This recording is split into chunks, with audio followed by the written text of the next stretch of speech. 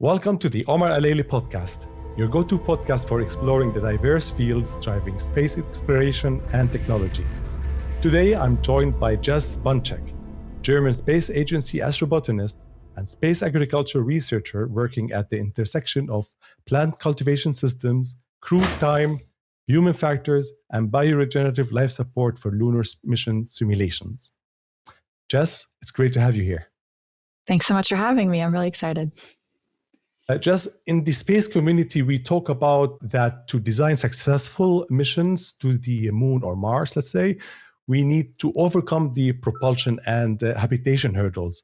But the mission can actually fail on nutrition. When you look at the inadequate food and nutrition risk for long missions, what is the real transition happening right now?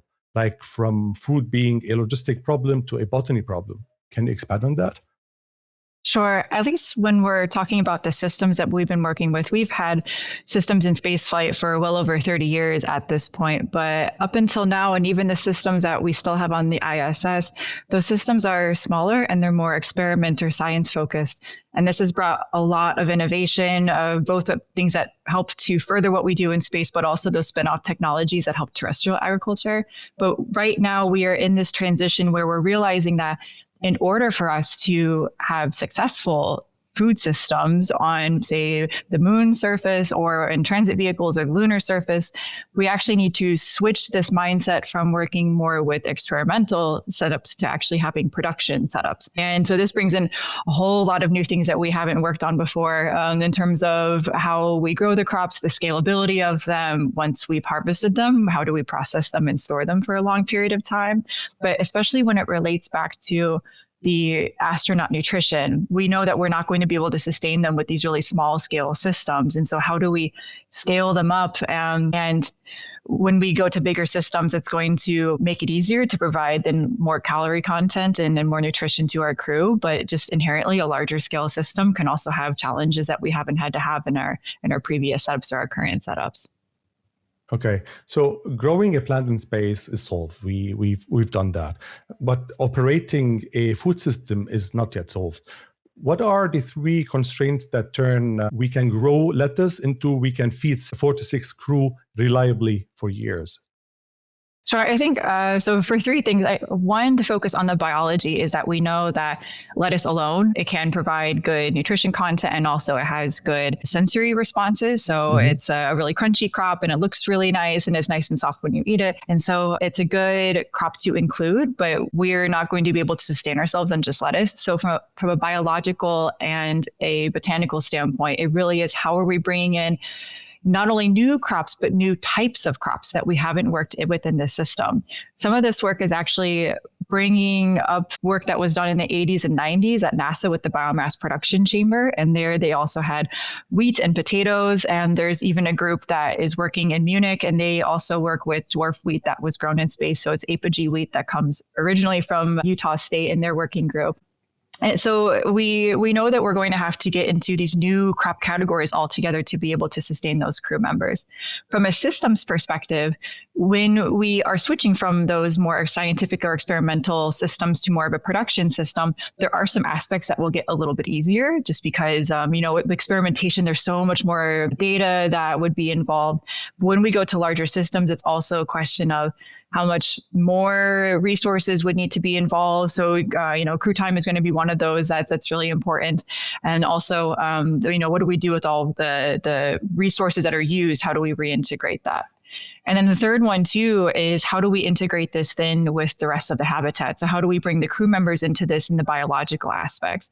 So are we keeping the system safe for them and how much resources are needed? So with their workload, they have a limited amount of physical energy and mental energy. And we're not going to places like the lunar surface because they are inherently great places to grow plants. So we also have to know that those missions are for other purposes and the plants are there to sustain it. So how do we bring the crew into this to let them benefit from having the system, but also not overburden them with tasks that they don't necessarily want to use? Aerospace engineers obsess over mass, power, and volume. But your work highlights a fourth, often overlooked hidden budget, crew time. Before recent standardization efforts like those by Poulet, labor data was fragmented and inconsistent. Could you explain how adopting this Rosetta Stone of standardized unit operations allow mission planners to finally compare different greenhouse architectures and engineering precision? Yeah, absolutely. That's a really good point. And when that paper was being put together, the data were coming from different platforms, also from different countries. So one of the examples in that paper was from the Mars Desert Research Station, also from High Seas, or from Eden ISS in Antarctica, or from our Veggie data from the ISS. And yeah, it was true that we were finding that each platform had, and each study really had its own form of the crew time collection, so different levels of details or frequencies, or what kind of parameters were they looking at. And it really was a lot of, the things that we work with in these spacecraft systems, whether it's going to be data from the crew members themselves or the plants, or with the time, the resources, we have very, very small sample sizes. And so given just the budget and the size of our habitats, we don't have the ability to repeat the data at the same scale that we would in other areas of science. And so we have to look and see how can we then standardize protocol across our different platforms so that we can help to build our sample size so we can actually have better inferences from the data. So this work that we were doing was drawing upon those analogs or those field test environments or what we've done in space and looking to say, okay, what are the different type of activities that the crew members could be doing? And also, if we think a bit into the future, what could be additional things that we could try and predict that they might do? Mm-hmm. And so then we know that if they're working with this more standardized crew time template, not all of those activities are going to apply for their system or their particular campaign. And that's okay. We just say that it's not applicable for that campaign. But at least then we can gather the data, and then we can look and say, okay, what are the comparisons? And if we look across platforms or across crops, so it just allows us to be a bit more truly scientific and statistical with how we look at it. Yeah. So looking at the baseline data from the International Space Station Veggie hardware, it's a brilliant demonstrator, but it occupies a tiny footprint of 0.13 square meters. Why does the data suggest that scaling up such a manual, unoptimized system would result in a disproportionate and potentially mission-critical labor burden for the crew?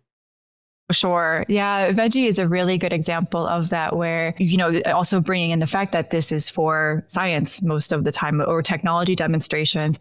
And even with I'm sure we'll touch upon Eden ISS at some point, but as a ground demonstration unit, but when we have these platforms where we're growing the crops and we bring in elements of data collection, that data, that's such an important element to collect, but that does add to the amount of time. And so it is a thing that when crew members are interacting with the system, it can take a long time for them to clean the system and also for them to collect the data. So that can even mean, recording down data measurements they're taking, or particularly in Veggie, it was storing the return samples that would come back down and be analyzed for everything from nutrition content to microbial content that the plants have been grown in space. So we could do flight to ground comparisons. And that adds a lot of time for our crew members, especially when, for example, Veggie would not be located right next to that -80 freezer where those samples would go, in the same way that down in Antarctica, Eden ISS, those samples that were collected there were not next to the freezers where they would eventually have to go. So with these systems that we're looking at, like with Veggie and scaling it up, it's a question too about where do we bring in automation so that we can offload some of the things that the crew might find mundane, such as the daily watering activity. Where do we bring in better cleaning methods while also acknowledging that crew safety and system safety are the highest priority that we all have to follow the rules on? Mm-hmm. So can we do things that also don't make the crew dislike these activities, even with how important they are? And then also, can we do things to make the systems run really well so that there wouldn't also be potentially any anomalies or fewer anomalies that they may have to take unexpected time to come and mitigate, because anomaly time or stressful things that also can detract from their experience. And we want to make sure that we're keeping the crew as happy as possible so that their performance is maintained as much as possible. Okay, so the data reveals that setting up a crop cycle in current systems takes over 2 hours, averaging 122 minutes, if I remember correctly, before a single a single seed even sprouts.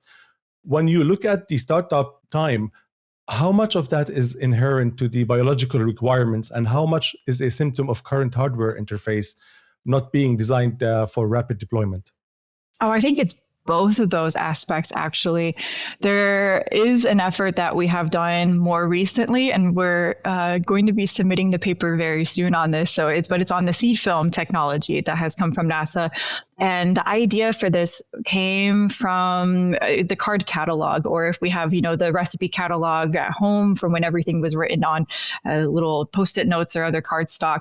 And it really was that if you wanted to thumb through your box of seeds and pick something and say, our crew members want to grow this and this, then they could actually select their own seeds and plant them into the plant pillows and start everything from space.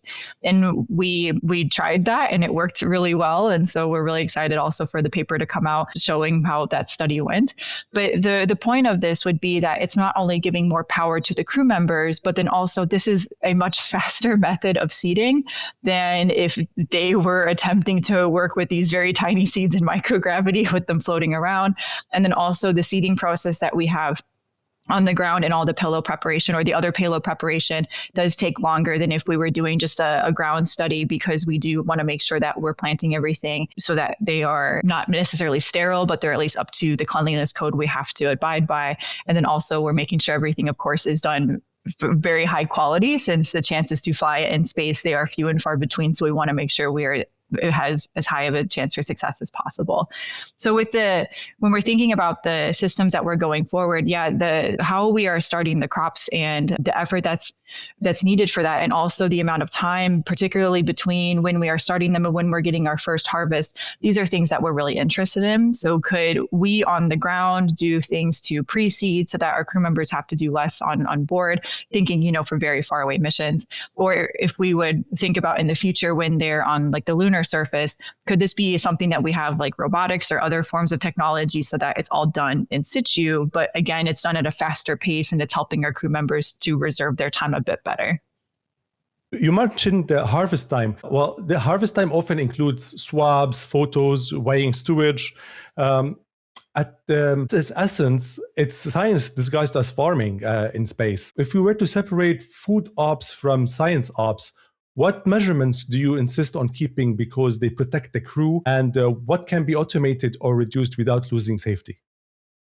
Yeah, so things to protect the crew or that the crew would have to do regardless. I think particularly when we do things like food acceptability testing or taste testing, the sensory analyses, those are things, we really need to have our crew members do, not only to just know if they're enjoying what they're growing, but also it's a really interesting form of science, even just basic research, to look and say, if we have people that are living in space for periods of time and then they're eating food, does food actually potentially taste better in space? And so it's nice to also have our ground control counterparts to compare that with the flight. We don't know yet, we have just hypotheses of if it actually does taste better, if it has to do with the psychological form of experience that these are a rare form of fresh food that they get to have on their missions, or if there's something, something else going on.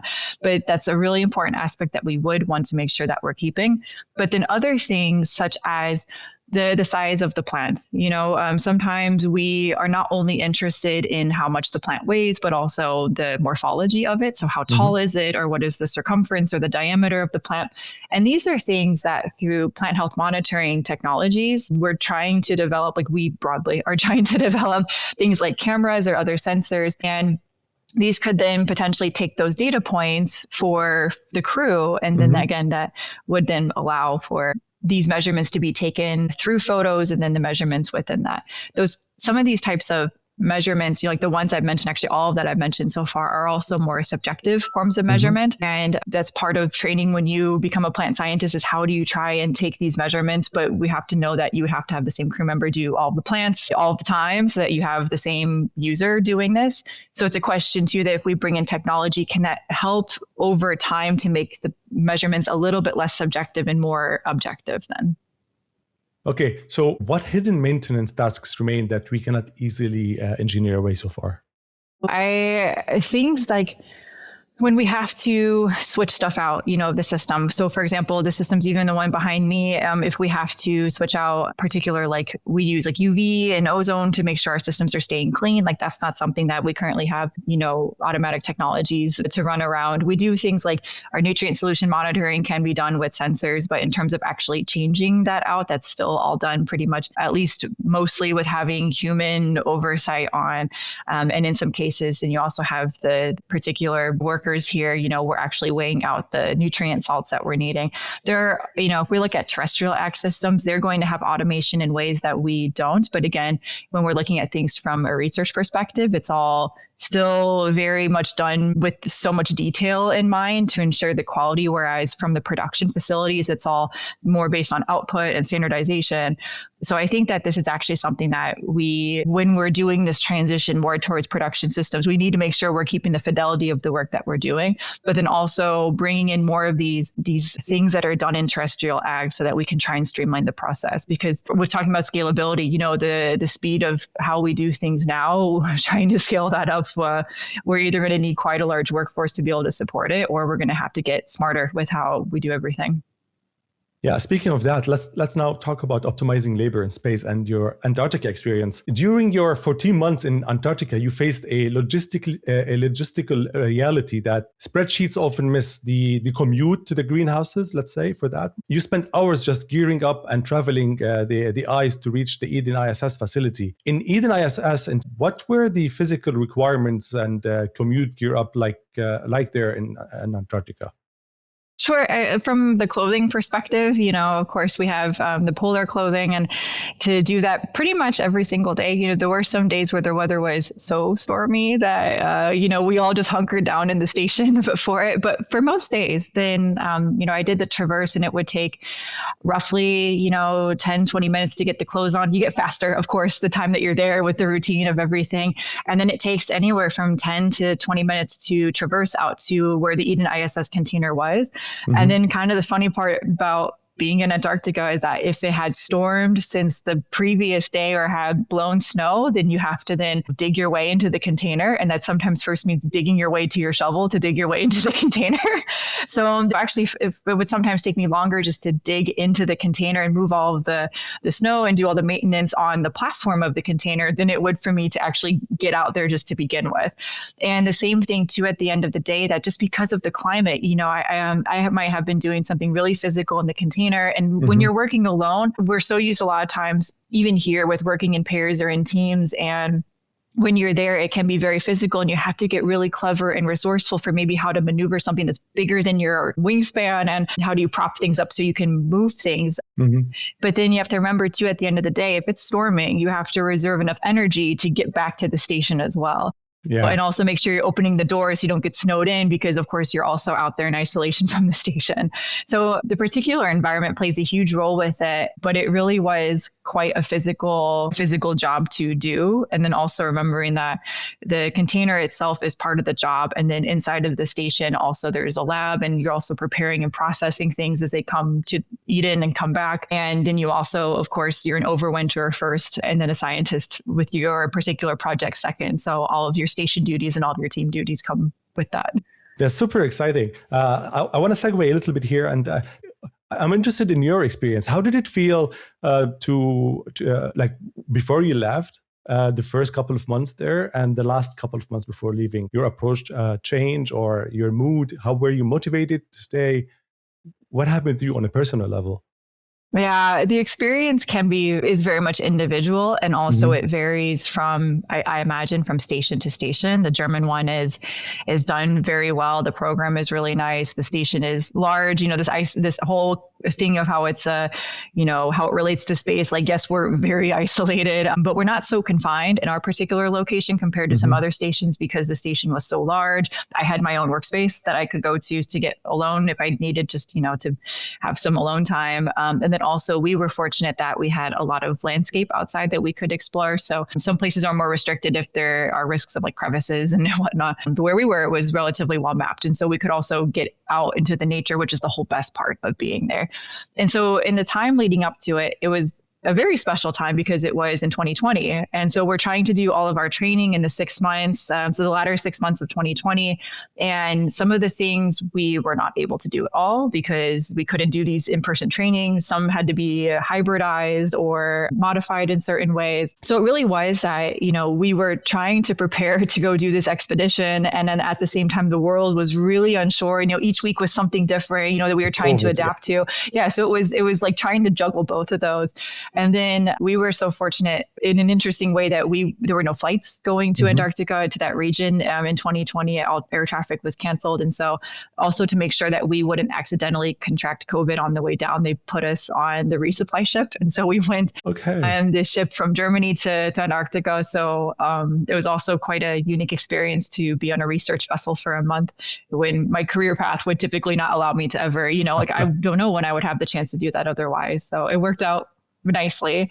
But it's a very old school way of getting to Antarctica because you're literally seeing the changes day by day over the seas, and you start to see one iceberg and then more ice. And then the next day you wake up and you're in pack ice.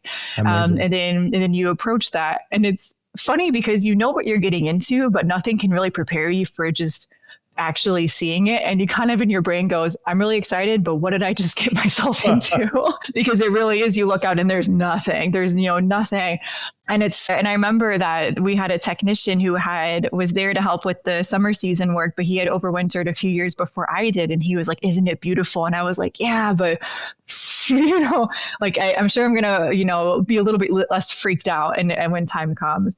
And then fast forward to, a year later when it's the last few months of being there and you're really in tune with everything. It's this question, like, you don't need any more in life. You realize just how self-sufficient that whole station runs and that you could be okay for a couple of years if you really had to be. You rely so much on your teammates. And so it really does change everything, that you become so much more attuned to this really quiet, incredibly beautiful, very extreme environment. And actually it's coming back to civilization that is more of the shock too. I'm sure the whole experience is incredible. Do you have anything that stands out now that several years has passed? Something that you just comes into your brain and say, oh, that was amazing, or... Yeah, a lot of things. I think, though, some of the most profound experiences are the ones that just define who we are as humans. It's kind of funny that you go into that experience to also not realizing what it's going to be like. But when you live in a place that is entirely devoid of civilization, but also is so extreme and could just toss you to the side and keep going without a care about you, because, we're not meant to survive in that environment without the help of our station and our clothing, all the innovations that can allow us to survive there. And to be just a spectator in this gigantic place of absolute wonder, you really do see how things work in the world. And so it's not interesting because you see icebergs that are colliding with each other, and the icebergs are the size of states in the United States. These things are bigger than we can comprehend. And we're seeing that, this change over time, or knowing you are looking at a landscape that nobody else will ever be able to see, and how that makes us so finite and how okay that actually is. But the one that I really still remember that was very cool was that the night sky down in Antarctica is just unbelievable. It's stars from horizon to horizon. And one of the really cool ones was being able to say, to figure out the orientation of where we were, and then realize that, okay, this is actually the plane of the Milky Way galaxy. And I can now look and say, this is the center of the galaxy and farther away. And here's the wing that we're sitting on. And then you could see so many planets that you could actually follow the planets and say, this is our solar system planner, and here's where we sit. And so here's essentially up and down and out and in, and that you're just kind of like have a freak out moment. You're like, how cool, like how tiny we are, but how you can literally, I had always seen the graphics, in textbooks as a kid, and it's like, well, that's what everything looks like. And to actually see it in person is like, oh, it's amazing. Yeah, so then I called back to the station and I was like, you guys got to get out here. I think I've just figured out, everything. So let's get back now to your experience regarding the commute and gearing up. Did dedicating this time to commute and gearing up teach you about how we should place and integrate a greenhouse on the moon physically and procedurally? Yeah, absolutely. It became much starker that proximity does matter, not only for being able to do the work or being integrated with other resources, but also for people being able to appreciate and to interact with the system. So I had found that where we were, and especially given that environment, we were able to have a direct power connection that ran just below the ice surface. And then we also had we had internet to get back. So we were in contact with the station also through radios.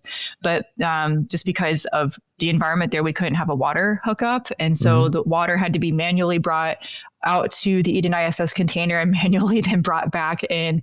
And I had never seen just how much water goes into plant production. Just to actually have to deal with it, it's quite astounding. And then one of the tricky things too was that because the station, and mind you, it was not that far away, but just to get to it, it was hard because I couldn't go out for just like 20 minutes of work. It wouldn't make sense to do that. And also at the same time, if I was working on something, and dinner was our big team thing, daily at the same time, we needed to be there, just for importance. But there were also times where I would just radio back and say, I'm running late because it wouldn't make sense for me to just stop and then go eat and come back and finish up an hour's worth of work or half an hour of work. And so, we would be able to have something inside of a station or closer by, then it's like, anywhere else, you can just say, I'll leave this here and come back to it. And at the same time too, because the container was away from the station, then also not everyone was then able to, it didn't make sense for them to come out all the time, and to see it. So we're hoping that this showed that it's an enjoyable thing for the crew to have, not only, to physically eat the plants, but also to interact with the plants and to be in that space. But bringing something closer and integrating it can help us so that we can get integrated with the systems, greater systems like the atmosphere system or the water system. But then also people can come more spontaneously and for their durations of choice and get to interact with the system or work there much easier. Okay. And also one thing that is noticed is that the Eden ISS crew time isn't consistent, right? It swings with crop mixes and operational phases. If you had to defend a crop plan to a mission commander, what's your argument for low maintenance staples versus high maintenance morale crops? And what evidence would you put on the table? Oh, that's a really good question. When I think about it, I kind of look at it for, what's involved with it. I think as the person who grows the crops, I kind of look at what's involved with it because it's how much work is there. But there are some others, thinking about the crops that are really there for enjoyment, even as like the person who is growing it, to be able to grow the crops, or even with our crew members on the ISS it's one thing when we get to grow crops or work with plants because we're plant people and it's something that we're passionate about. But when a crew member or an astronaut expresses interest before their mission that they would be curious about growing a particular crop, and we can help them do that, to then see their enjoyment when they see the final product, whether they're involved with growing it or not, it is absolutely satisfying, particularly in this environment where the little things can mean so much. But from the more low maintenance crops, we can think about like lettuce, for example. Lettuce is a pretty low maintenance crop that we put in, but we also have to change it out every 1 month. Sometimes we can do a come and cut and come again harvest and keep it going for up to 2 months. But typically we then have to change it over. And so from a maintenance perspective, that is more frequent. Whereas if we put in a crop that might be more of like a high staple, or even fruiting crops, those can take like 2-3 months. And kind of a little trick with it is like, well, that buys me time to then let this crop do its own thing. And then I can focus my limited time on other efforts. So I think we actually need to find a combination of crops to ensure that we are not sacrificing the end enjoyment that our crew members get to have. And then we're going to make sure that also the time plan that we have for growing those crops is going to be favorable, so we don't accidentally dump a whole lot of work at the same time or too frequently, because that leads to fatigue of the people who are either working directly in the system or might be the ground support for helping this for future further duration missions. But then also that we can ensure that we're keeping crops that are new, they're nutritious, and so we're not going to be sacrificing on quality just for the sake of making sure that they're easy to take care of, Yeah. Lately, everyone in the industry is proposing automation, multispectral imaging, and AI to drive down labor cost. But those also add the failure modes. Which specific tasks are the best first wins for automation because they cut time and reduce risk? and which tasks should stay human, because Sure. the human is the best sensor? Yeah, that's kind of, there's a bit of a caveat with introducing more technology. It's exactly that, more potential points of failure. Or when we bring in more technology, that also includes more wires potentially, or it takes up valuable space in our system. And that is something that we have to consider that terrestrial systems don't, in such a way as that we are so volumetrically constrained, both also in the crops that we can choose to grow and all the technology. So, and more technology means more mass that it's taking up more power. And yes, technology continues to just be absolutely amazing because we have options that are using very little amounts of power that we can integrate. But these are still things that we have to consider. And there is definitely this balance between integrating it to help, and now it actually creates an even bigger issue because it's sometimes over-engineered. And these things, in terms of where we should focus on the automation first, I would really love to see that cleaning is something that is done with more automation. I'm not exactly sure, at least in our particular system, how at this point we could bring in, automation to take out our particular containers and take them across the lab and clean them there. That's still very much a human labor thing. But thinking about what we're at least currently able to do or what's really being developed, I have to think that the plant health monitoring technologies, like you mentioned with hyperspectral, multispectral work, that is something that is a very interesting thing, because these sensors or the cameras are, continuing to get smaller and smaller. And it's also a balance of, do you have higher cost technologies, but things that need to be more robust and can hang out in the system longer, versus really low cost sensors that, could be tossed and replaced every month because they might just get exhausted or the nutrient solution might degrade them. So we're currently looking to see where that middle ground is and all the different technologies that we can look at. But the plant health monitoring is so interesting because, from my perspective, if I go into a system, my background is working with plants. And so I have training to look and diagnose things if the plant is stressed, or to understand, given how old it is it roughly where it should be, or do we know? But it's going to be very unlikely that most of our or other crew members would have a professional level of training to work with plants. And whether they have it or not, some are also not going to be as comfortable with it, and they want a second opinion. So if we can't put our physical eyes all the time onto the system, and if we don't have the time to train astronauts, to focus so much on the plants when they have years of training for everything else for their missions, then how can we bring in these technologies so that we can do more remote monitoring, so that then we can still lend our eyes to the system in other ways?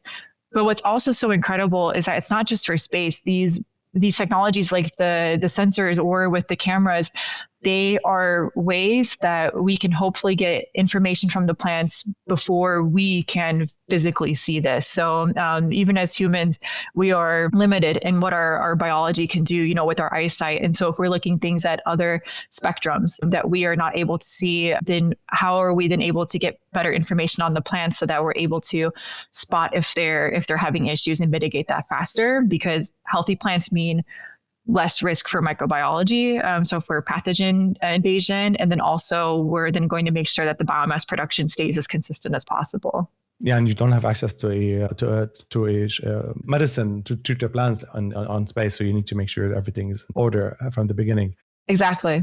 Yeah, you mentioned that the learning curve, speaking about having expertise and teaching astronauts, you mentioned that the learning curve for a general crew is steeper than for a dedicated operator. That's part of the research you're doing. That's what some of your findings. Does the future of space agriculture require a dedicated farmer specialist on the roster, or can we design systems robust enough for a generalist engineer to operate without risking crop failure? Sure.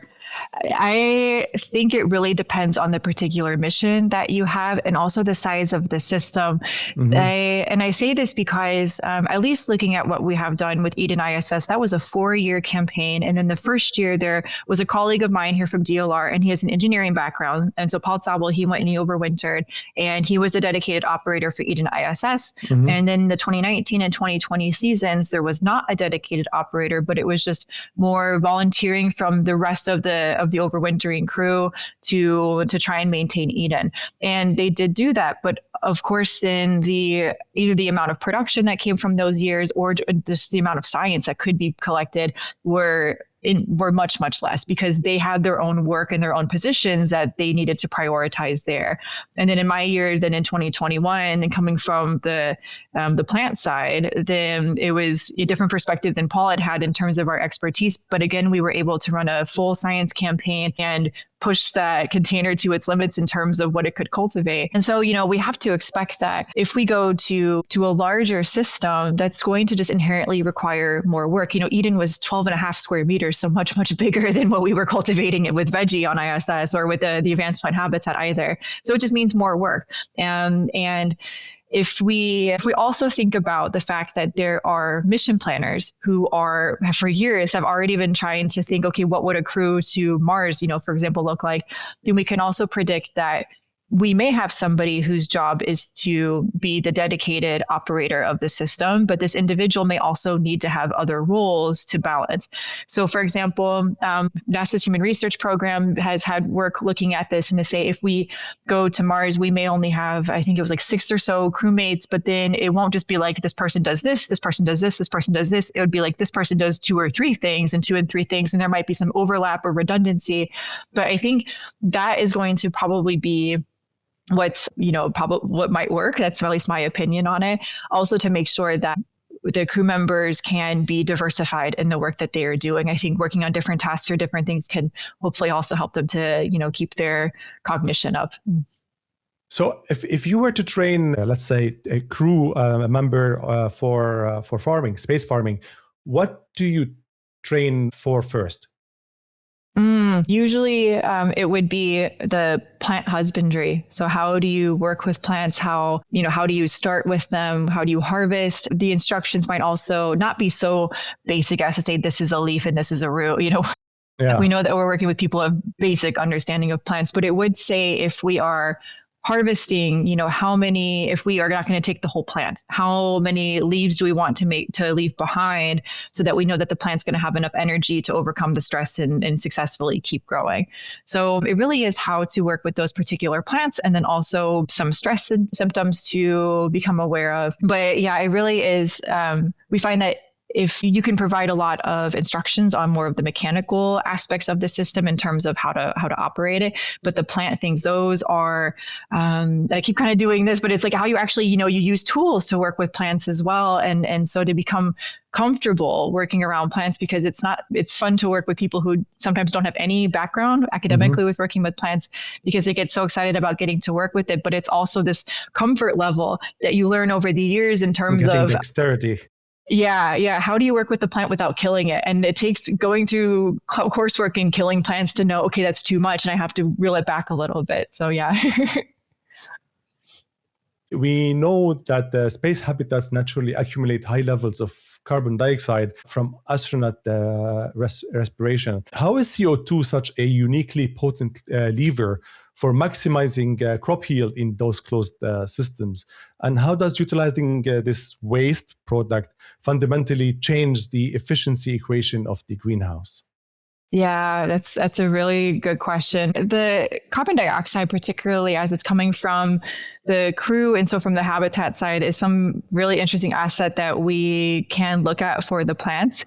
The work that's been done with this in particular, it's very, very limited. We know we can propose this particularly with artificial CO2 supplementation, which is what we, for example, did with Eden ISS. But in terms of actually capturing these products from the crew, such as CO2, and integrating that across the habitat into this plant facility, that's something that has been talked about a lot. And for our future systems, that this is something that we're now starting to say, what is that actual intersection where we are linking those structures together? And who's responsible, from the plant side or from the habitat side to say how we're capturing it and then physically moving it and integrating it and also we're dosing it.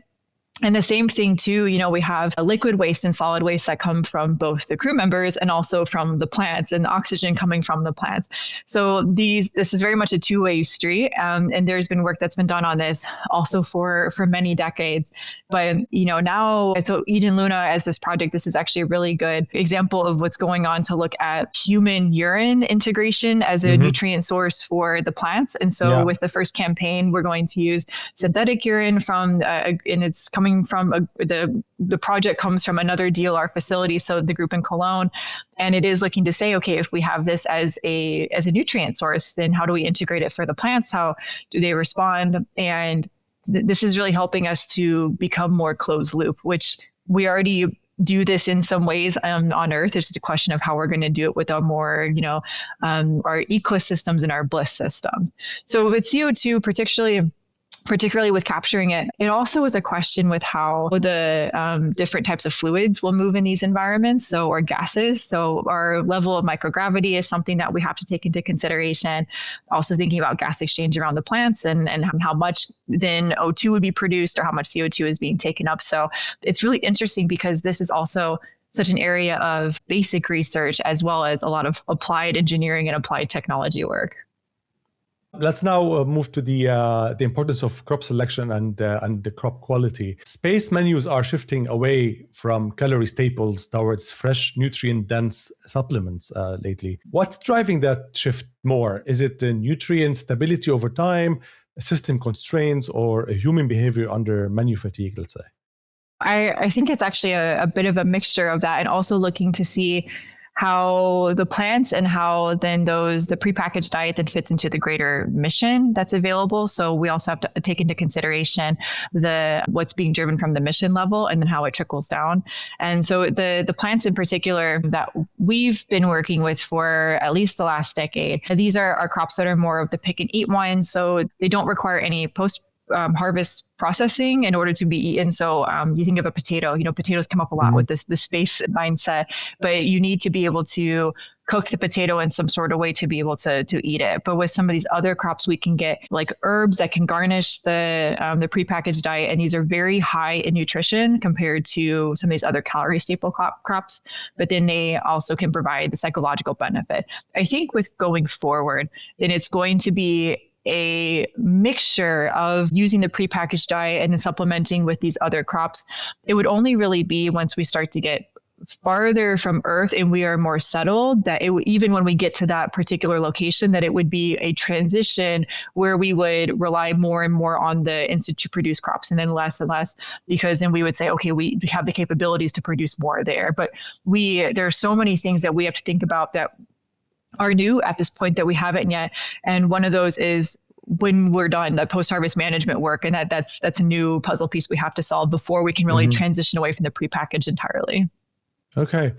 You mentioned pick and eat. It's just not it's no longer a convenience anymore. It's becoming a design philosophy and becoming more of a mainstream designing food crop systems or space food crop systems. What did you learn about how astronauts actually value fresh crops, what they ask for and what they avoid, and what surprises them once they're living within that system?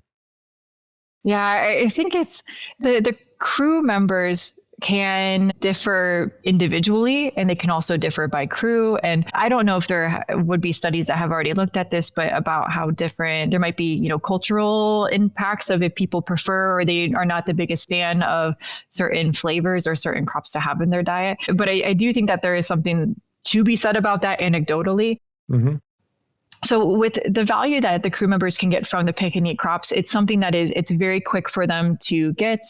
So if we have crops that have grown on the ISS, then they will grow the crops and then they will take a portion of it to have as the return samples to Earth for us to be able to do the science.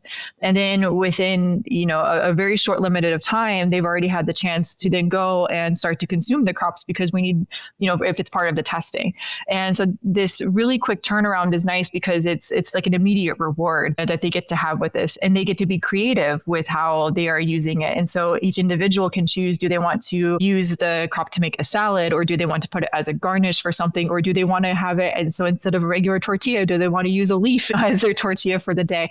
So it also allows them to be quite versatile with how they are using the crops, even if it is just 6 plants of our leafy greens that we're growing for them, or 12 of them, or some chili peppers that we're growing. So it's great what they get to do. When we're thinking about how the crops, people are getting value from this. So thinking of the culture aspect, for example, there's a colleague who comes comes from Turkey, and she saw that we're growing Purslane here. And Purslane to me is just a cool looking crop, but for her, that is something that is very particular to her homeland. Or when I was in Eden ISS and growing beans, I'm from Indiana in the United States, and it reminded me of seeing soybeans everywhere. So it's also interesting that the value of these crops, even if they're just pick and eat, it's it can be so sentimental, and it's not just, does it taste good and is it something nutritious, but also it can have these incredible emotional ties. Okay. Well, we were talking about CO2 earlier. CO2 can boost fresh mass. The Kennedy Space Center studies identified a sweet spot for yield between 1,500 and 3,000 ppms of CO2. When such experiments identify a sweet spot range for your yield, what are the trade-offs you watch for first? Nutrition, texture, microbial dynamics, or something else? Personally, I think people might differ in what their priorities would be. For me personally, I'm going to look and see if the yield is first reducing, and then look a little bit into it more. I think things like the nutritional content or the acceptability, like the taste acceptability, I think that can be more of the details explanation. But I think yield is one of the first things that we would end up seeing. I think that study is so helpful because with our ISS environment or other space platforms, we will often exceed 3,000 parts per million in our habitat. And that's just of how the CO2 scrubbing is set up in those particular situations. And so it's also really interesting to know that there is this sweet spot, and it's pretty similar across the crops that were tested for that paper, but there can be some variation.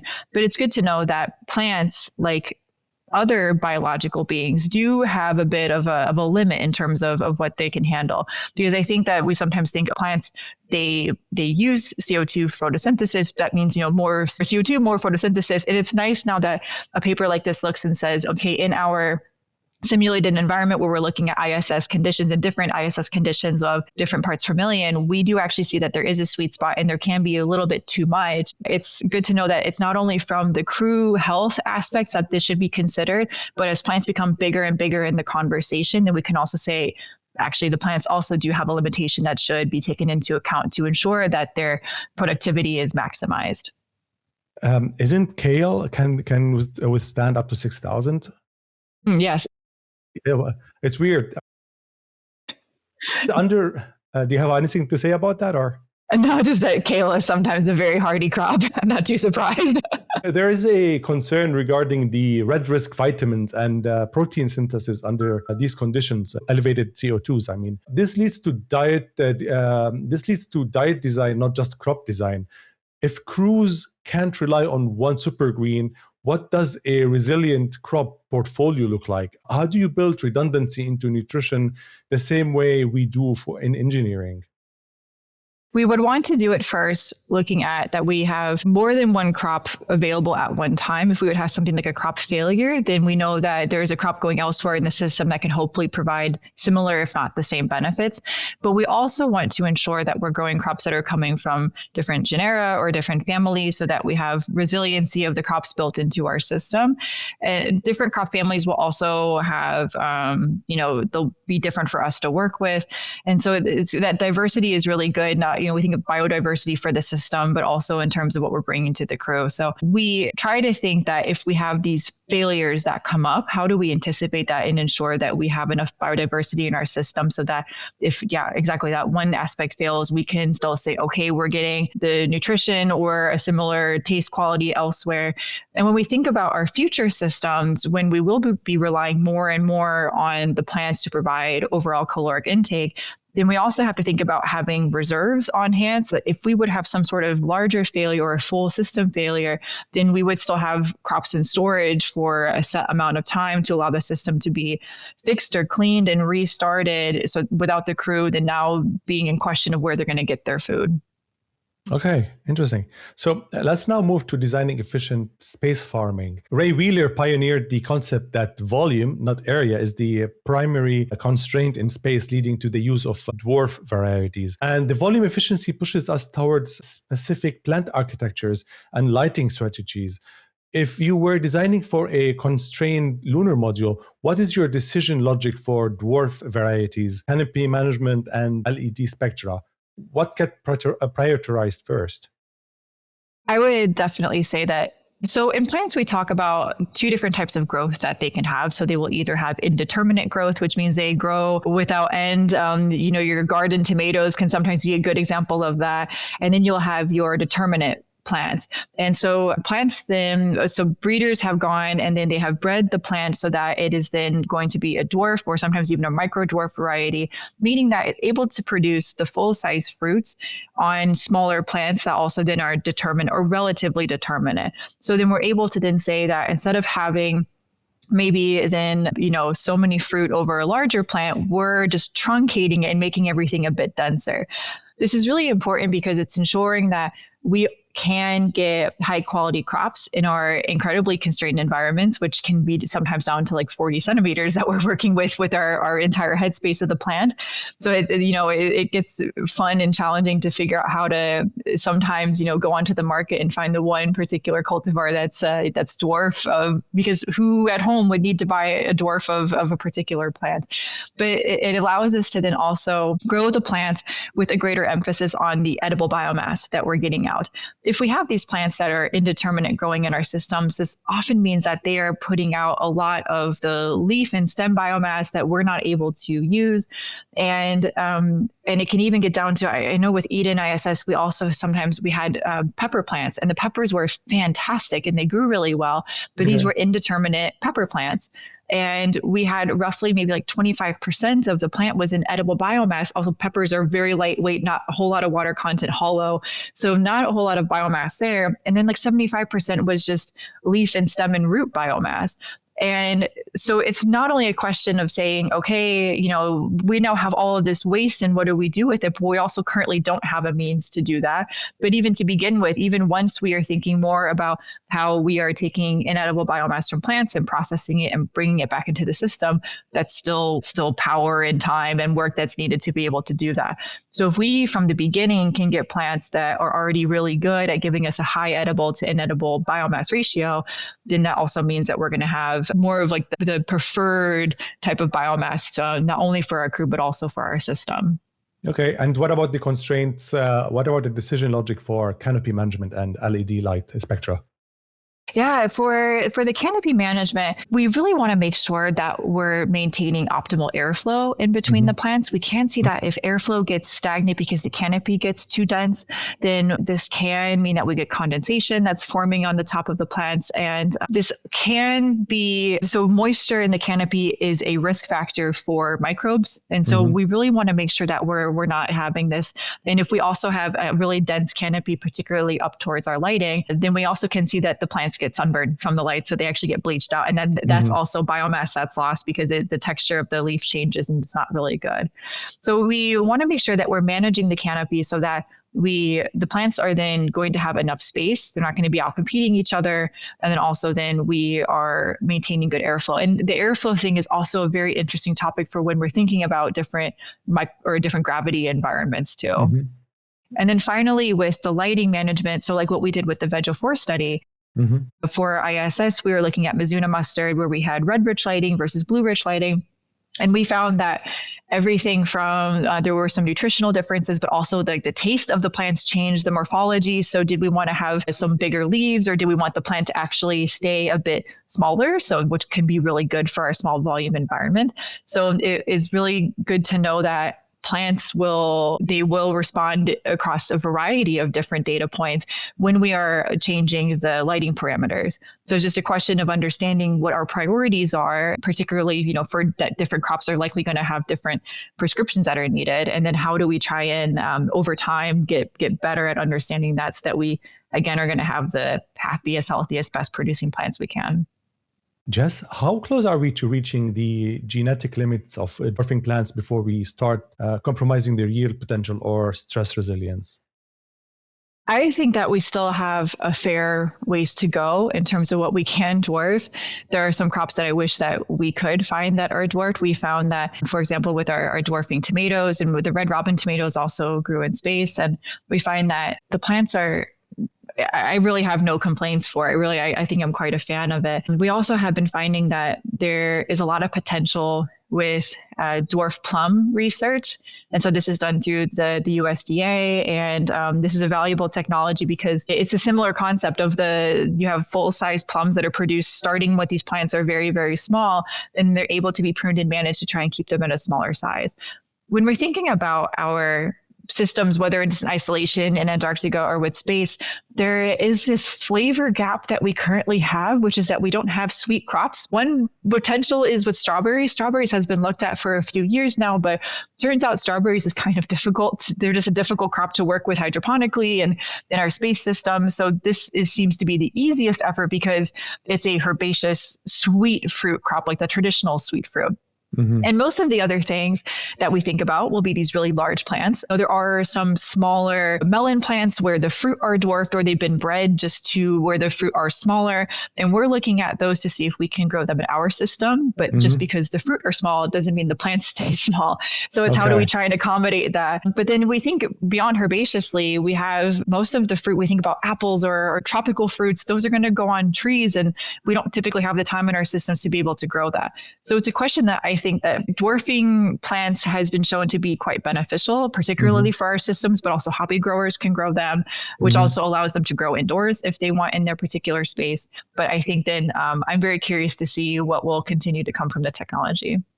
Yeah, in designing space farms, efficient space farms, actually, we've got interacting knobs, light spectrum, intensity, CO2, humidity. What's the most important missing data set you wish the field would produce in the next 2 to 3 years, let's say?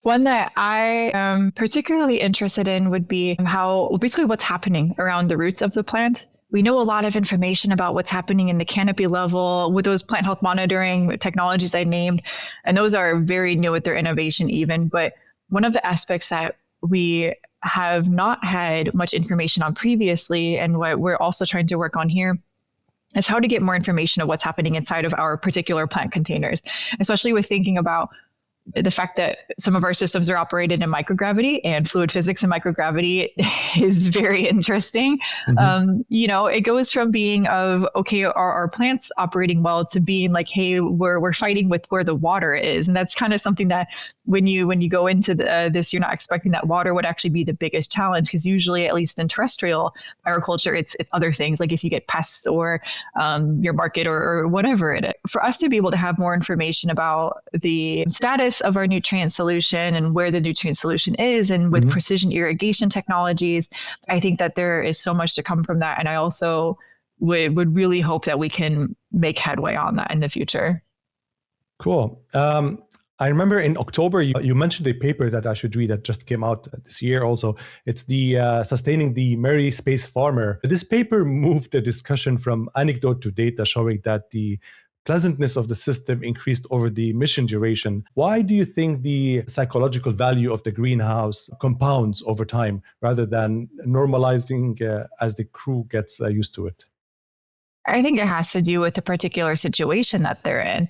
And even speaking from my own experience, I think, is saying how my perspective of being in Antarctica changed over time. Okay. The environment was relatively stable. It was just my own experience that was changing. And I think it's very similar, probably also in the space environment, when you're in a stable environment and it's your psychological, you have the psychological shift that you're experiencing.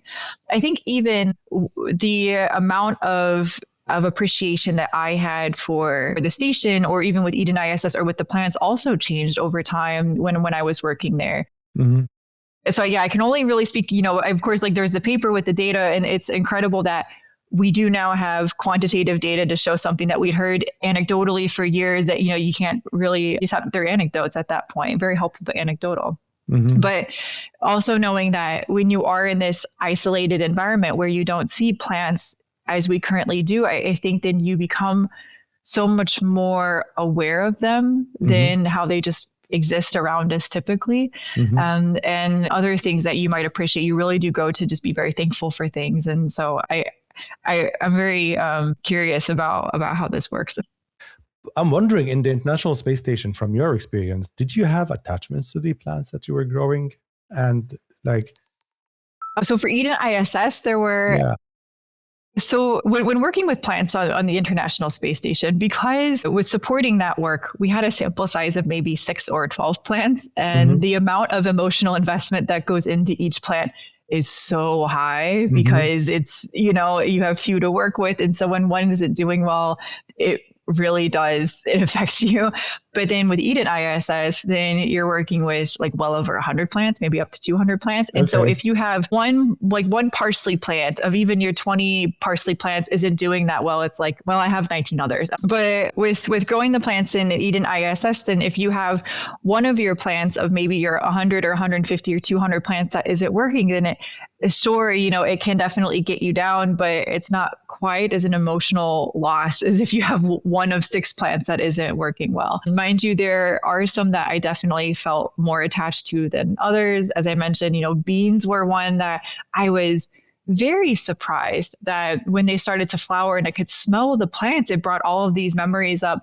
But then we also had other plants that the mustards, if we had mustard plants that started to flower, we actually just let them flower because we liked how they smelled, and they smelled in some ways like meadow. And mind you, in this environment, your sense of smell actually does get stronger. And so then being around the plants was even better. But I think particularly with my background, then I was attached to that. And then kind of as tradition, the plant that I had worked with when I first started working for NASA was Mizuna mustard. And I had never worked with it before and spent quite a lot of time working with it. And particularly because of the honor of getting to go to work with Eden ISS for NASA, then I started, the very first plant to start for my season was Mizuna mustard. And also I grew it the whole time and kept it there until the end. So it was one that it's very special to me, particularly just getting to work with it now. What did the quantitative findings on mood, enjoyment, sensory experience change about how you think about the greenhouse and how they should be operated, not just built? Yeah, it's definitely changes how I think about how the work should be allocated. For me, it was my particular job to get to work with this system. So it's something that I am very used to doing. But I also wonder that if the work can be distributed or shared, could others also have more time to get to work with the system? And then could they potentially benefit more from getting to work with it? I think it comes down to how much time they have or how much interest they have. Some people just want to eat the plants at the very end, and that's perfectly fine. And others then want to interact and be around the plants more often.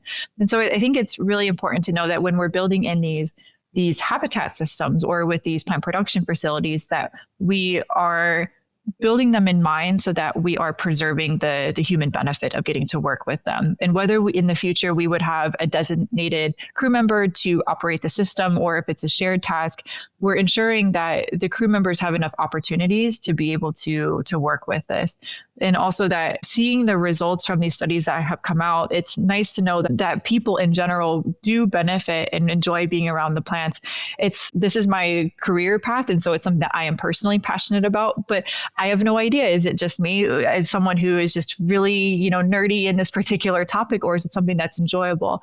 And it's wonderful to see that we're not only providing through this work nutritious food and food that seems to taste really good, but it's also an environment that crew members are enjoying getting to work around. And particularly with all of the work that they're doing and on their missions, it is quite, very much an honor to be able to give them something that they enjoy.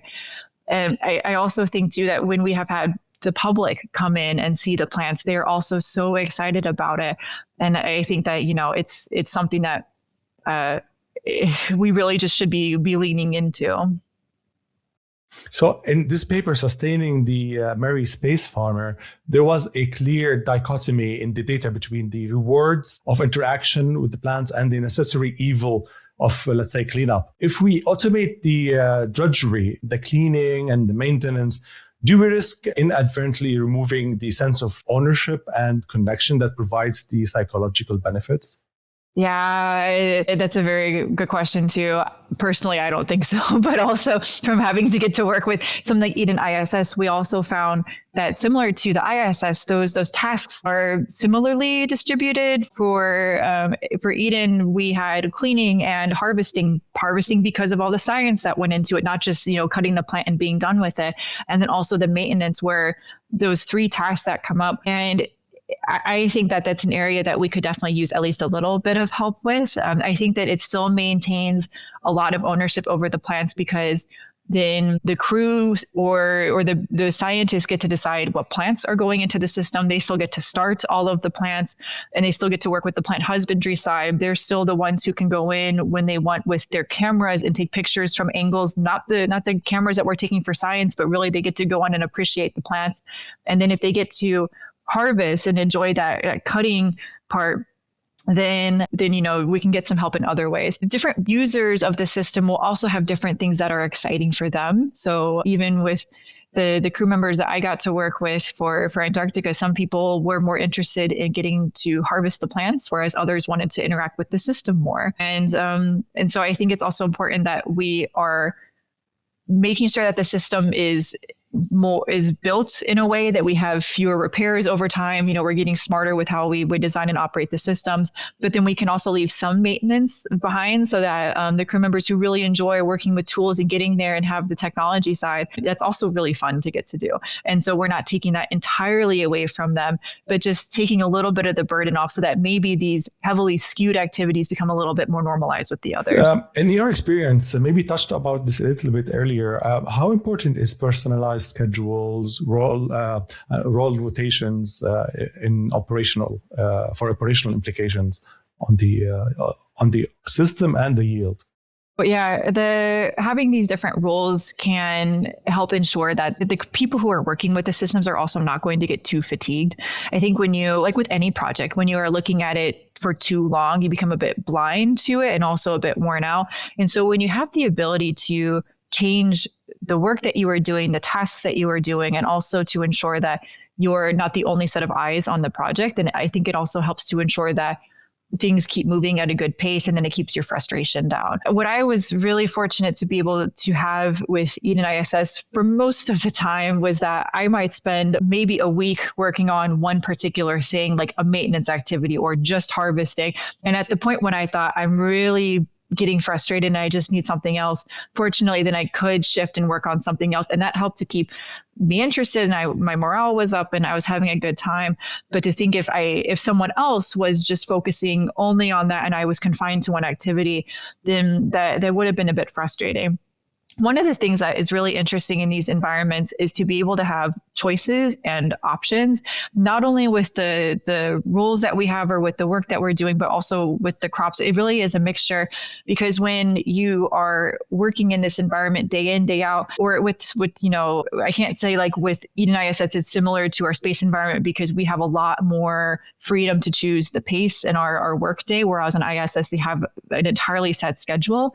But in the ways, however little or much or what we can, when we have the ability to choose different things, and it helps us to still be our individuals and still stay motivated. Okay.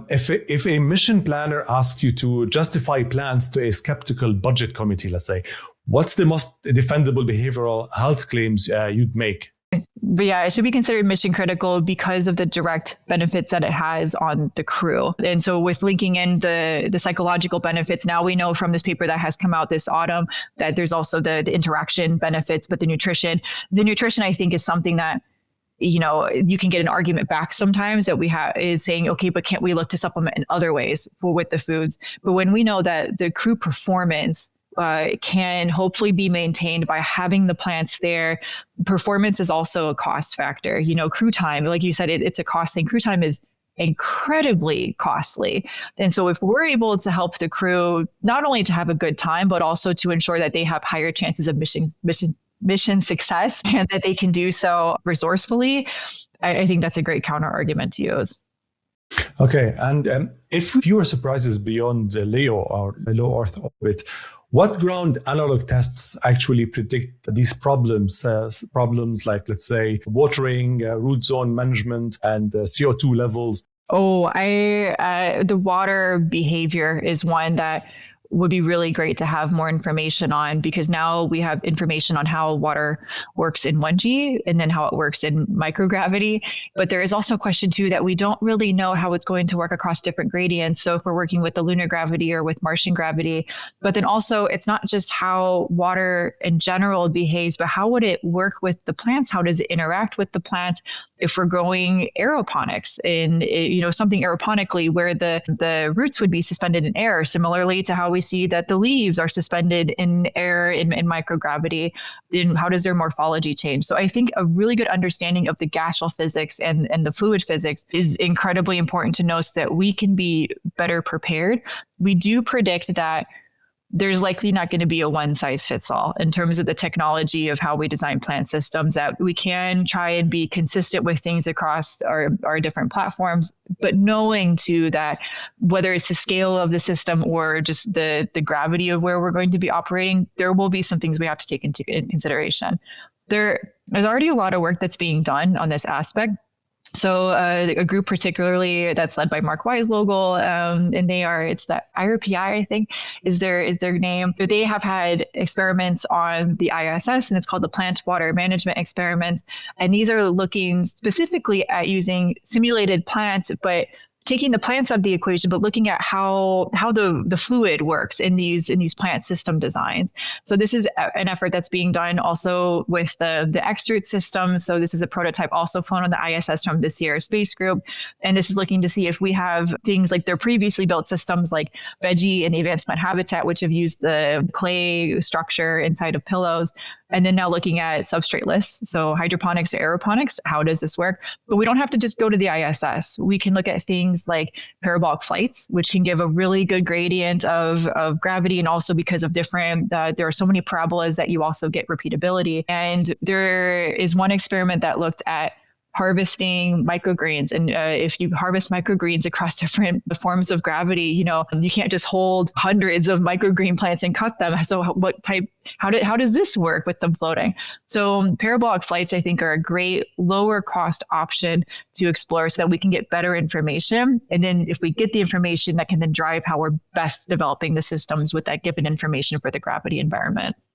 Let's now talk microbial risks and food safety. The International Space Station is a closed biological loop, and your research confirmed significantly higher bacterial and fungal counts on flight-grown crops compared to ground controls. Is the microgravity environment itself acting as an incubator that accelerates microbial proliferation on plant surfaces?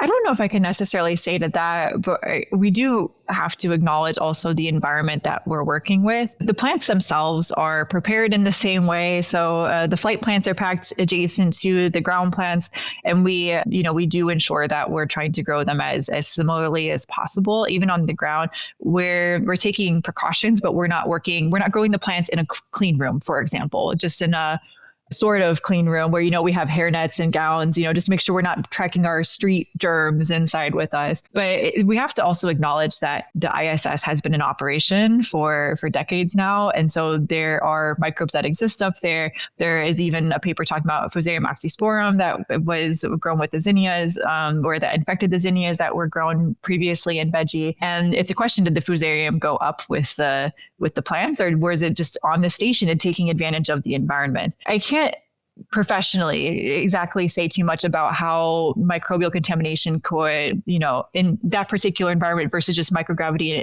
in general could affect the plants. I think that you have to think about, the amount of gravity that you have, but it's really important that we are aware of this, because it also informs what we should be doing and to what levels of stringency with our cleaning to ensure that the crew is going to be safe and that they're able to consume the What crops. about humidity? Because we know that with higher humidity, I think over 60, then there's a higher chance of fungus to start growing. Is this something you're looking at or countering or making use of? Sure, yeah. So Veggie, for example, has been exposed to the cabin environment, which is a roughly 50% in humidity. So we stay pretty low below that. But then mind you, then it was Fusarium in Veggie where that broke out. So inside, we do get a little bit more of a humid environment, sometimes up to, I think, 80%. We reported on that with the Veg04 study and that paper. So yeah, we can see that it can affect the environment. 60 is what we try and go for with some of our other systems, because we know that it's something that we can maintain, but it also is something that it doesn't then cause condensation on our electronics that we have inside of the system. And it also is good for making sure we don't get too much condensation on the plants. So it's something that part of our like atmospheric management system, it's something that we do take into consideration for a variety of ways. And there are, like with Veggie, it's a very simple setup where it uses fans in the upper part of the light cap and then draws air through the bottom of the Veggie plates. And then, so that's a pretty simple one versus the advanced plant habitat, which has all this atmospheric regulation. And then with the systems that DLR builds, there's also a bigger emphasis on being able to control that in different ways. We did find that with Eden ISS, we were cultivating so many crops that we were pushing the limit on what the AMS could actually handle. And so in Eden Luna, that's another question too, with how do we build better systems so that we're able to say when we're growing crops really, really well, we're able to maintain the plants at a good environment. Yeah. We usually champion what you talked about earlier, the cut and come again harvest method for efficiency. And research has shown that it may have a microbial cost. How do you decide whether a procedure is worth it when it saves time but potentially increases contamination risk? I think it has to do with the particular crop that you're working with and also the age of the crop. That it is true when we are going to be doing a cut and come again, we're wounding the plant and then we are leaving it to grow. When we grow crops on the ground, we can see that we can cut the stems and then we get this little ball of water that forms, or it might be more like a sugary water, and that's called it's part of guttation around the plants, and this is a wounding response. But then at least on the ground that can evaporate and then the plant is able to wound, or it may not really have much of this watering effect and it wounds over and it heals pretty easily. But this is a thing too, that when we are growing plants in microgravity, then we have different fluid physics we have to take into consideration. So for example, with what you're talking about, if we would have microbes that are floating around, then we now have this open wound and it's a wet space that they can attach to.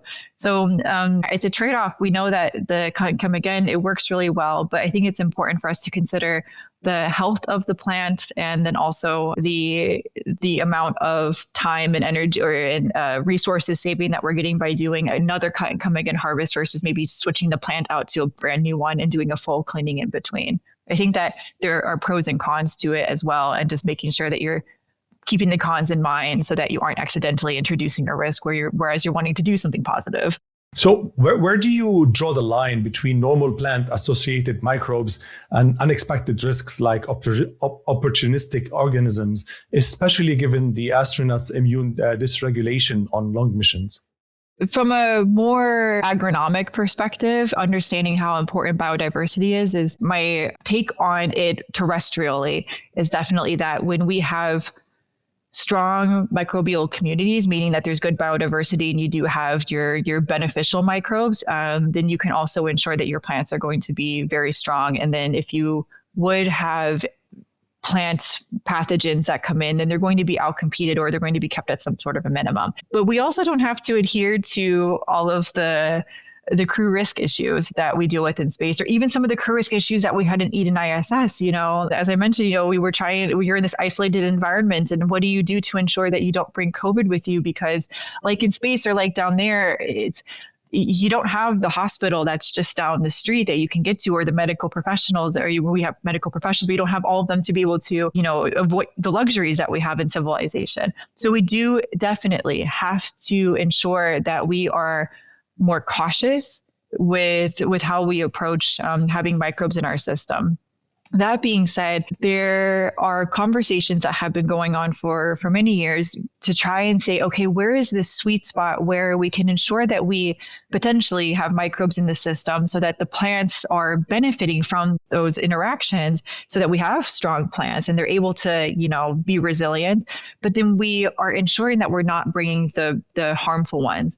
And at least up until this point, we have been able to demonstrate that we have things that we can do to ensure that our equipment that we send up, so all the payload, they are cleaned ahead of time through various means, and we're able to surface sanitize the seeds, but we'll have like endophytic microbes. We can't clean the inside of the seed or we would kill it. And so if we can't completely work in a perfectly sterile environment, are we able to then still have plants that are safe to eat for the crew?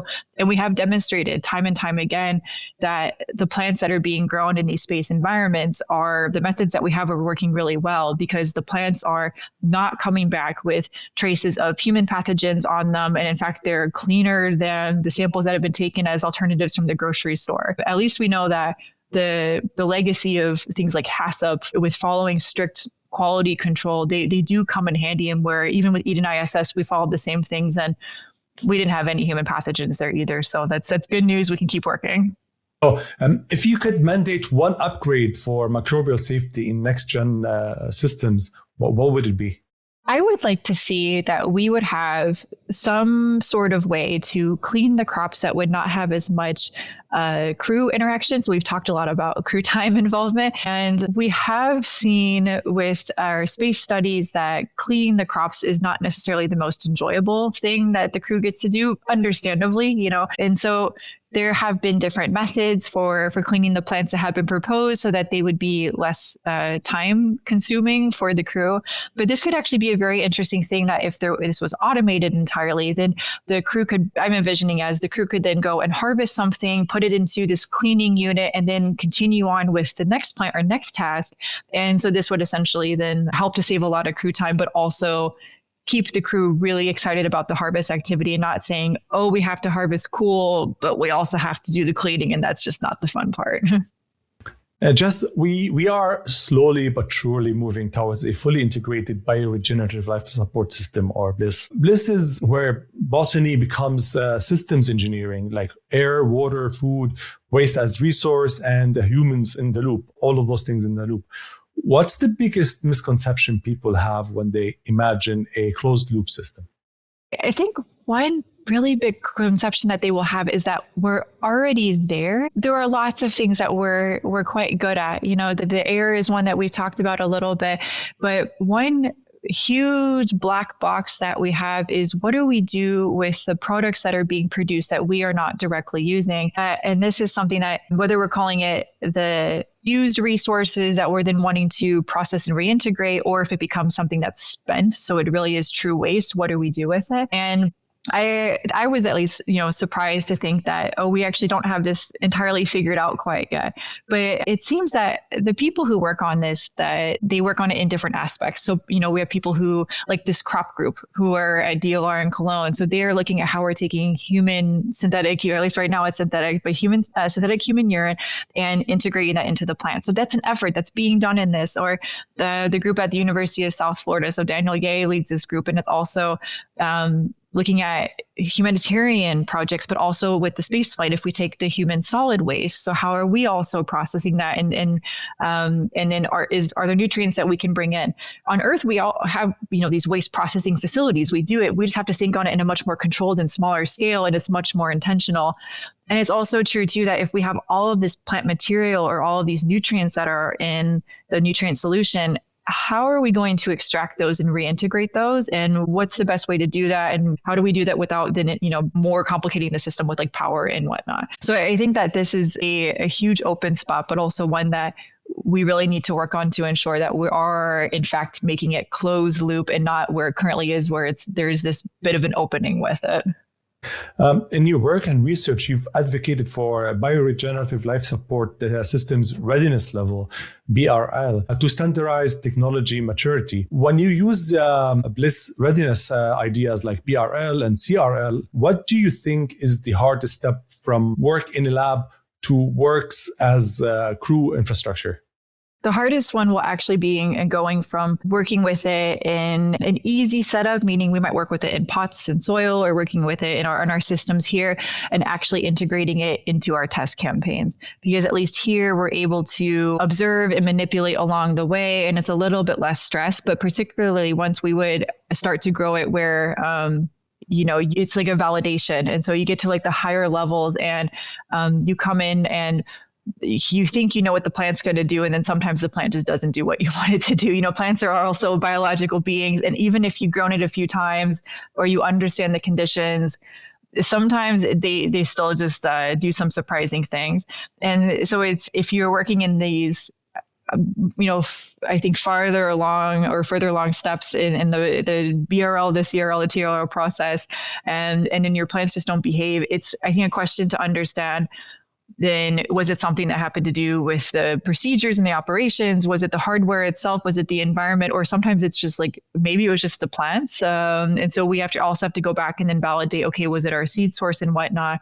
But then sometimes understanding that it can happen where it's just a fluke and then we have to restart it. But yeah. In one of the emails when we were communicating, you raised a key point about language, calling outputs waste versus inedible biomass or used nutrient solutions. How does terminology change design decisions and responsibilities and even crew psychology in a closed loop habitat? It's incredibly important. It's even to the fact that we no longer call them manned space missions, but they're now crewed space missions. So the terminology is incredibly important, and we do find that it's very impactful. But this whole aspect of waste, this is one that's currently ongoing, and it's very exciting. So even in a year from now, what I'm saying may be obsolete, but we've called it things like wastewater, or it's your waste biomass, or it's human waste. And it's always just waste. And it's now just very recent that we're thinking, okay, but waste implies that it's something we don't want to have, and it's, needs to be thought of on the side and out of mind. At least, I think with our culture, when we think of waste processing, these waste processing facilities are always outside of cities, and they're not nice to look at, and they're always, but we need to think of this, that in our space systems and with our ECLIS and BLISS systems, we have to think about them with much more value and to give them credit, because without them, we're not going to be able to sustain ourselves in these environments. And so there are current ideas, like instead of calling it waste, could we say that it's used, or it's, so other adjectives. And then it's not only that we'll talk about this, because it really is. And I love this about the getting to do work at the forefront of knowledge and with these institutes, is that we really do challenge each other to say, are we really, using the correct terms all the time? Because there's also a responsibility that comes with that. And the same thing is that when we then start to integrate it, you'll catch yourself and you'll use it, so I would say, okay, it's waste. And I have to tell myself, no, we have to change it and break the habit. But we also have to call each other out as well, because otherwise then we'll continue to use the old terms. And I do think then when we are changing our terms, and it provides a very clear structure of then how we design the systems and the operations to follow that.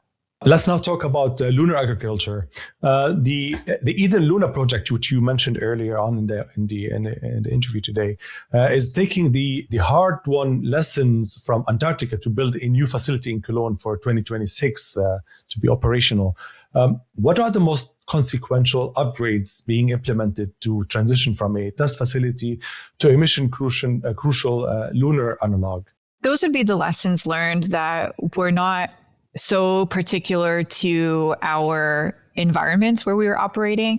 So for Eden ISS, it really was we had some challenges that were just due to the climate or the fact that the container was located away from the station. But there are other lessons learned where we know that these are things that we can work on, and regardless of where the container would be placed or where the station or where everything would be in relation to the station. So some of these will be things to help the human to work better in the system. And so these were based on feedback. But one of them is that we'll have a much better working space inside. So we call it the service section of the container.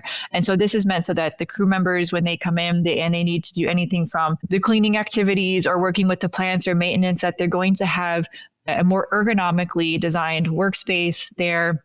We'll also talk about reachability. So the container all the equipment is being reinstalled right now, and you really get to see just all of the layering that goes into putting everything into a container. One of the things that we're trying to remember is that whether we have a tall crew member or a short crew member, that you have to be able to reach all the components at one point, because as we found in Antarctica, that you need to assume that at some point there may be a problem with something, and you can't just go from the outside and take the wall off. You have to be able to move other things and get to it so you can repair it.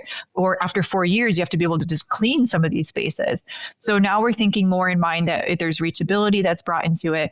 And there's also more work that we have human factors engineers who have architectural backgrounds. And so they're now coming in and looking at how we are really designing the space to be usable for the engineers, because you can also, if speaking from experience, you can also over design a space and then come in and then their users going to say like, just want to use something entirely differently. And they won't go for the option that you want to provide to them. So it really is making sure that the workspace provides options so that then people can work based on how it fits with their particular physiology.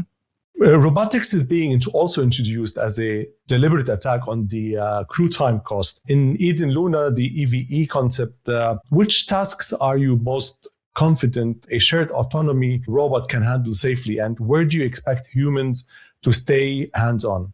So with the Eve robotic arm right now, it's one of the things that it's being trained to do is to help with harvesting. And it's actually starting with a bit more of a challenging plant. And so it's working with tomatoes. And this is to help the end effect to be designed well to handle something that's a bit more fragile. Tomatoes, when they're ripe, you can't just go in and really hard grab them or they will be swished. And so the Eve is being designed to look at if it's harvesting a tomato, can it grab something not only from one angle, but can it also go from different angles, because plants, the fruit will not always be produced in the same place. And can it successfully grab tomato plants and attach them, but also not squish them? So this is we want to make sure that we're preserving the harvest activity as something enjoyable for the crew. But given that this is already more challenging, also you have to take the color of the plants into consideration. So how does it detect this? This is actually a really exciting one that it's going to start with first. That'll also be interesting to look at how it compares to the users working in the container. But ultimately, we are thinking too that, along the way, it's the amount of activities that the robotic arm, or whether it's this arm or other robotic interfaces could be brought in could do other things. I had mentioned earlier that, right now the crew has to do things such as, where they have to have their eyes hands on, or their eyes on things and hands on things. And so right now that's really with changing out, I said ozone cells in UV things, or what they're doing the dosing for nutrient solution. Are these things then that when we get more like down the line and we're thinking, okay, what else can the robot do? I think we can then assess and say, is this something that we want the crew member to keep doing? Or is this something that we then want to challenge ourselves to say, could we get some sort of automation to help with this? I think that, however, we won't ever have it. I hope that we won't ever have it that the crew would be obsolete from the system. I think there's something very cool about getting to work with the systems. But even with being in Antarctica, there's a question that you sometimes get about, well, why do you need to have scientists who are physically there? And one of those positions of science that's at that station is with meteorology. Why, if you have all of these different forms of automatic data measurement and data transmission, would you need to have a human physically there to do this apart from maintaining all of those structures and those laboratories and those facilities? And one of them is that we still are not at a point technologically where you can go out and do physical observations of what the weather conditions are. And this is something we have to have the human there to do all of the observations. And I think it's very similar. We still have to have somebody who's in the system because working with the plants, because it can be so immediate when you walk into this container and you think something smells a little bit off or the temperature is just different. It's that intuition that we have that like a robotic arm just isn't going to be able to do. And so I hope that that's something that's preserved also, just to know that there's that value that comes that the human can have from getting to work with the system and ownership that you talked about. Jess, we often focus on microgravity or Earth gravity, but the lunar gravity is G, and it's a unique ergonomic environment, like I just mentioned before. Why is it dangerous to assume that farming procedures that work on the International Space Station or in Antarctica will automatically translate to the moon? And what specific physical strains are you anticipating in that partial gravity environment? We would think that the moon is going to be different than microgravity because we would have some sort of gravity to work with. And we've kind of joked that it might be easier to grow plants on the moon than it would be on the ISS, that maybe we have started with a very big challenge, and having even a little bit more gravity would help us to control water flow a bit better. When we're talking about the Eden ISS, so going in the other direction, then it's a question of what technologies will work well. So in the setup that we have here, that DLR specializes, it's in aeroponics, and so we're spraying it's like a not like a full shower like the you would have in your shower at home, but it's more like a finer mist, and we're spraying that onto the plants. And so it's a question too that we can, how will this technology end up working? Will we need to go with a different type of hydroponic system, such as like a nutrient film technique, which is used in other systems? We really wanted to use Eden ISS as aeroponics because, like with space, according to the Antarctic Treaty, you can't bring soil with you. And so then these systems are soilless, and aeroponics are known to be less water consuming than other forms of hydroponic systems. But it's a question that just because it works in this one environment, can it work in the other environments? I think that's why being able to do hardware testing prior to when we would get to get to the lunar surface can help us to make the best informed choice about what particular nutrient delivery system would work. That's why I like the X-Root system or the upcoming Handy Veg one. That's a way where one system can work under two different types of nutrient delivery, so that we can get a good comparison to try and understand maybe how we should proceed with that. Let's talk about the LAM-RGS. That project is building a mixed reality testbed with gravity offloading and a functional task battery. When simulating tasks like squatting to check lower plant racks in this rig, what have you discovered about the hidden fatigue that comes from trying to stabilize one's body in low gravity while performing fine motor tasks? That project is not quite far along yet that we would have the data to be able to talk about, but at least if thinking about how we work with the systems that we do have that are informing how we're working into that project, really, you have to take into consideration that people are built differently, even female versus male anatomy, that the squatting, for women can be a much easier task than for adult males. And also if you're taller versus smaller, so reaching those smaller plants can be easier or harder depending on the person. From a personal experience, I had a harder time reaching, I still do, I have a hard time reaching the higher plants because I have to stand on something and it's farther for me to reach. And then whenever I have harvested something, I have to step down and go wherever I'm going. Whereas for me, I'm perfectly comfortable sitting on the floor and reaching under things and through things. Whereas colleagues who might be more on the verge of 2 meters, that might be a bit more challenging for them to do. What is nice about what's being done for LAM is that it is taking into consideration different body types and to understand that different activities are going to be different for different people. That's really what's wonderful about getting to have people who are human factors engineers, is that they are coming understanding that we can't design it as one size fits all, that we need to test with simulations or with actual humans in our loop so that we can infer, do we need to actually design the system better? Are we seeing problems that are coming up, and doing that now in the stage of the lunar agricultural module, so the thing that would that we're all trying to build as one collective across the world, across agencies to go to the moon. But if we're doing this work now, before the system's physically built in its entirety, then hopefully we'll have fewer oopses along the way, and we can account for that. Data says the data coming out of LAM says a task is mission critical, but it spikes cognitive load. What do you change first? Like tooling, layout, automation, or automation level, or crew procedures? I would look first at the crew procedure and to think if there's something that we're not explaining really well, if they're having to, if they're maybe not prepared for the particular procedure, or if this is something that's not broken down really well. Can we provide the proper instructions also broken down to the correct level that they're able to work through. I think this is also really important to ensure that they're not going to get frustrated throughout this. Done instructions with, of course, with all of the work that we've done on the ISS, and we have had also crew instructions for Eden ISS.